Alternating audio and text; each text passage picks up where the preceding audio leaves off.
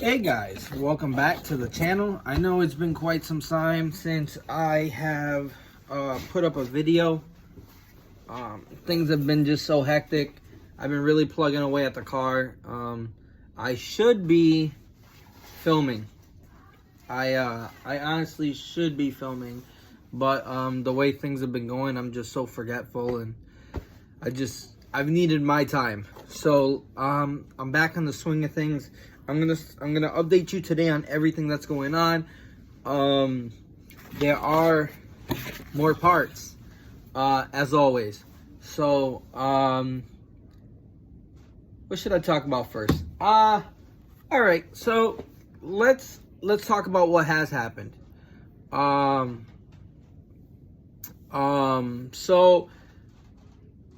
where did I leave off? So the shifter cables are on. So what I had to do, which I still don't even know if it's going to work 100%. It looks like it's taking all gears, but I won't know until I can actually drive the car. I had to use my OEM,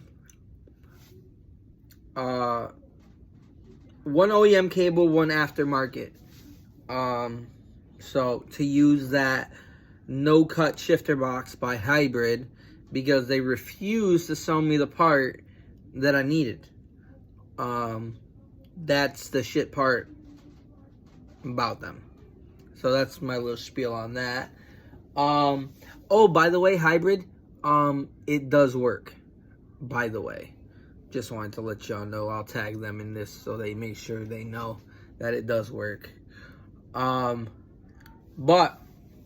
besides that, so we were having a problem firing up the motor. The motor was yet again not seeing cam. Same issue we were having last year. So after going through the whole entire car and diagnosing everything, cam sensor was good. The pinout was correct. I had continuity up top and bottom. And I still it still wasn't reading cam sensor. The little dowels, the little bridges inside the AEM computer were correct for the sensor that I'm using, which I believe it's a Hall sensor. After breaking my skull over it,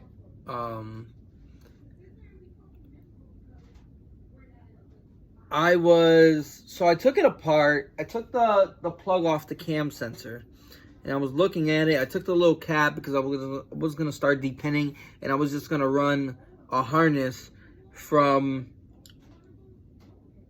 the cam sensor all the way to the ECU as a sub harness to see if that worked. I had a buddy that happened to, and that's the way he ran it. That's the way he had to. That's the only way it would work. So that's the way I was gonna do it. But in the middle of doing that, I took off the little cap on the inside, the waterproof cap, so no water gets in there. And I just happened to flash my light in there because I seen something, and come to find out, there was a piece of plastic stuck inside of the pin itself. God knows how it got there. So it was hell to take that piece of plastic out of there without ruining the actual pin. I was at a point where I was just gonna cut the pin off and resolder a new pin on. But I didn't want to do that, you know. I just got my harness fixed, so I didn't want to go through all that hassle. So, you know, I took the time with picks and a lighter just to heat the pin up, maybe melt the plastic a little bit just to figure it out. Anyway, one way or the other, I got it out. Put everything back together. No cap. I did not put the cap on, just so I know it's making direct contact with each other. And instantly, I saw cam. Instantly. So I am guessing I'm going to put a 95% on. That was probably my issue last season. That piece of plastic was just in there and it wasn't making contact all the time. So I'm just going to leave it at that. JDI, I want to thank them 110%. I had that cam sensor problem. They were helping me troubleshoot it. Then they helped me troubleshoot their. I had an issue where the pump wasn't coming on when I was hitting the push start, and I forgot what problem that was. It was nothing on their side, it was on my end. Same thing with the their harness, their 14-volt harness. There was no issues with it. It was just my fault. I forgot to hook up the power to it up front on the fuse box. So that's my fault, not theirs. Listen, they're a great company. All their products are great. Every single one of them. Actually, I still haven't installed one of them. Which is in this box that phone's sitting on. But it is the tracker for the car that goes on the fuel pump harness itself. I only do business with very great companies. And I'm not just saying like, oh, because they're K-tuned, I'm going to do business with them. Because they're hybrid, I'm going to do business with them. Like, your customer service is, and the part is more important to me than the prices. If you sell $1,000 part and your customer service is trash, then honestly, to me, the part is trash. That's just how I think. A part is nothing without customer service backing it. 110%. So, as for that being said, I like to represent companies that really are about their customer service. They know their part in and out. They know how it works. They know how it shouldn't work. And that's what everybody should be looking for. You know what I mean? Hybrid racing, their customer service is little iffy, but their parts are great. JDI, amazing company. Customer service, I'm going to tell you something. Their customer service is right there up with AM. 100%. If not better. I contacted them, and they instantly got back to me. They were like, hey, listen, I can't get back to you right now. I'm busy. Give me 30 minutes and I'll give you a call. I sent them my phone number and they called me literally in 35 minutes. 35 minutes, I had a call from them. And they were helping me troubleshoot the issue. Which is amazing because 9 out of 10 companies, you know, they'll send you an email 3 days later. So, just to have that kind of customer service and that courtesy towards the customer means the world to me. And it should mean the world to anybody. It really should. Because for somebody to take time out of their day for a product that they bought off of you, you know what I mean? That's what it's about. I just want to explain one thing. The Ghost Box is 110% underrated. 110%. Way underrated. That was the biggest surprise I think I've had with this car so far. I wasn't sure about the Ghost Box. You know, there's nothing like it on the market to compare it to. So it's a one of one, really. It is so loud. So like my phone linked up with it. It instantly put my phone at the lowest volume level and it was still loud. I was like, what the hell is going on here? So I raised it and my car just screamed with music. It got so loud I had to lower it, honestly. And that's without a sub. I really can't wait to get like a little 8 or a 10-inch sub in here to see what it really can do because it's really gonna come alive. That's what JDI told me. They're like, yo, watch when you put a sub in it, it's gonna change the whole sound of the car. And I'm really hoping that does. I believe them 110% because they have not steered me wrong yet. So that's enough with JDI. Great company. Go check them out. IG, Jordan Industries, INC, and they have IG. I believe they have Facebook. I'm not 100% sure on the Facebook, but I know they have IG 110%. Customer service A1. Tell them I sent you. And they'll definitely take care of you 110%. On to the next. Rare Drivers Club.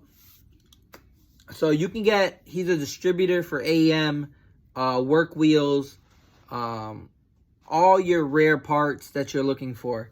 So with that being said, I was looking for specific things. There's one part that's not here. I had to ship it out so I could have a harness made, which was my power folding mirrors that I got. So he ordered everything from Russia. You know, the whole issue we're having with Russia. And I was blessed that it showed up before the U.S. closed the mail communication or packaging communication that comes between Russia and the U.S. So I finally got my full flat moldings for my sedan. Whoever picked this in Russia did a great job. Packaging was absolutely amazing. It came with all the clips, even the little door nut for the front door, for the molding. So I have all of them. The rear doors, front doors, and the fenders. What else did I get? Oh, so yeah, like I said, I got the power folding mirrors off of him. Those came with the door harnesses. The mirrors, they weren't chipped. They weren't, I have a few little scuffs that I'll be able to, just lightly scuff up and sand off. And then I'll paint them white just like the car. But other than that, everything was in great shape. It came with the pigtails for, like I said, it came with the door harnesses. So I already had the pigtails for the mirrors. It came with the relay with the pigtail and the switch with the pigtails. I also got off of him because he already had them for sale. I got the OEM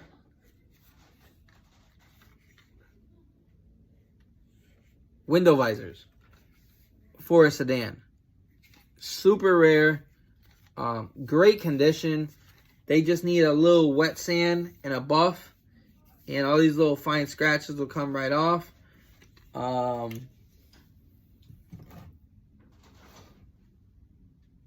Like I said, front and rear doors, great condition. All the clips are there. I have zero complaints about my experience with him. He is the guy to go to for rare parts, 100%. I got scammed about 2 weeks before I met him through my buddy Sun. You can go follow him too on IG. Same with Rare Drivers Club. You can go follow them. Any of your rare part needs, your work wheel needs, AM, he's dope. Like, he's not gonna steer you in the wrong direction. He's super serious about his business and his name, and he's just great. It's great to find people that actually really do really good business. And I say that to say this. So I got a buddy named Albert Marty. A lot of you guys know him as Works JDM. He is now located out of Kissimmee, Florida. And he has released a part. And I will show you what that is. It's this little guy. This is the clutch pedal stop that actually bolts on. That actually bolts on to your the actual pedal itself. So I don't know if you can see his engraving, but it says Works JDM. It says his name, Albert Marty. Yeah, made in the USA. This is so simple, but this is gonna relieve so many headaches. So it basically just goes onto your pedal. You adjust the height where you need it. You're gonna have to adjust the clutch master, and then from there you just let me get these little screws in so it's not falling apart on me while I'm trying to explain this. Should have did this earlier, but you know. So once you get the height of where it hits your firewall, you know, that nice sweet spot, you know, you can push it in or you can extend it out. This will hit your firewall. You never have a problem. Tighten it, just nicely snug. And I will be doing a full install video on this part, so look out for that. I definitely will tag Marty so you can get the link through him, so you guys can order this. It's $95 shipped. Well, $95 plus shipping, so it comes out to $105, I think, after shipping. It's made of billet, and it's a great part. This is quality stuff. It's not your cheap metal. It's not. This is going to solve so many issues for a lot of people with these aftermarket clutches. Anybody with a stage 1 through stage through a twin disc should have this installed on their car, 110%. It's a hassle to reach all the way up inside your dash. You know, they take the switch out, they put a screw in there so they can extend the pedal, but after time that little piece on the pedal actually breaks after so much. Then you got to replace that part of the assembly. So this will save you money, time, and a headache. So let's get back to Betty. Suspension was installed. Wheels were installed. Suspension was somewhat adjusted. I'm still going to go a little bit lower in the front. Radiator was installed. She's basically almost ready to go. I ordered this bracket off of JB Tuned because I thought it was going to work for my application. It does not bolt up to the Aeromotive fuel pressure regulator. It just doesn't work that way. So what I did, Aeromotive had their own little bracket that they came with. So I took that. As you can see, I drilled 3 holes, put 3 screws. I tapped the holes before I put it through, screwed them down, adjusted it where I needed it, and then shaved off the rest. So now my fuel pressure regulator will sit perfect. Just like that. Along with a few other brackets. This one is for my idle air control valve, because on the J's, you know, if you don't use it, you don't need it. You don't need to make a bracket, but like me, I actually use mine. I don't like dealing with harsh cold starts. These are for my radiator. 304 stainless. A little coating on them, they should be fine. So that's for that. We already did the fuel on it. The fuel, I was gonna do a full fuel tuck. So instead of having to take the tank out to get these lines out because they're a hassle to get out because this car is really OEM as OEM comes. Nothing on this car was touched before I got into it. So instead of doing that, I ran fittings. It's a... Yeah, I forgot.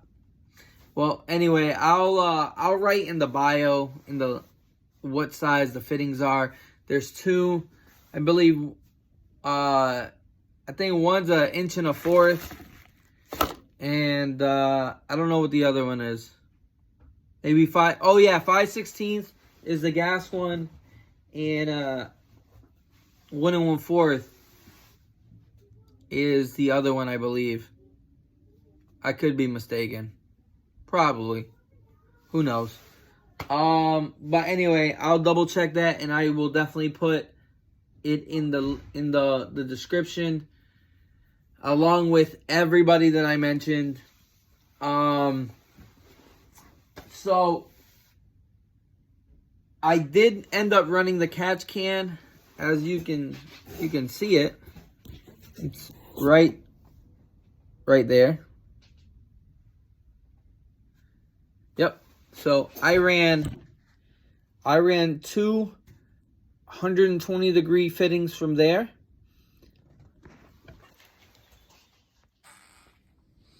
I ran them up out of this hole right here. I can still reach my cap, which I'm going to extend that up. I'm going to extend that up out of there. I'm going to put it right around here, which is completely fine. And 90 vibrant hose, you know. These are cheap little eBay holders. Nothing fancy, nothing crazy. Like I said, the regulator is going to go right about there. And it's going to sit nice. It's going to sit perfect. It's going to go right there. So, we're pretty much ready. I have my headers that are coming in the mail.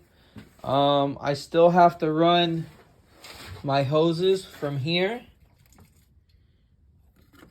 all the way back to my my heater core. I ran all my lines, everything that I needed to run. Came out great.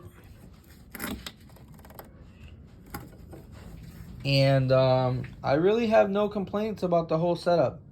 I really don't. Besides that little cam sensor issue that we had, the car looks great. The car absolutely looks great. Rear disc was put on. Rear suspension was put on.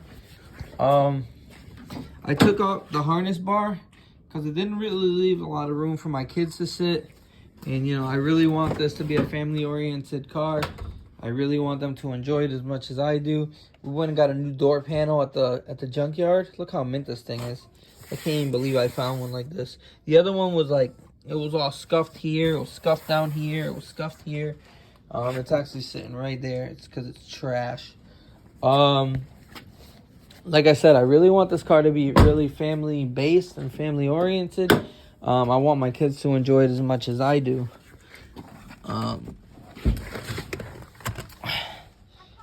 So, SI cluster. We have our gauge pod here. We have our gauge pod here, our block off, all by Custom Built Cars, CBC. You can find them on IG as well and Facebook. Of course, you know, AM.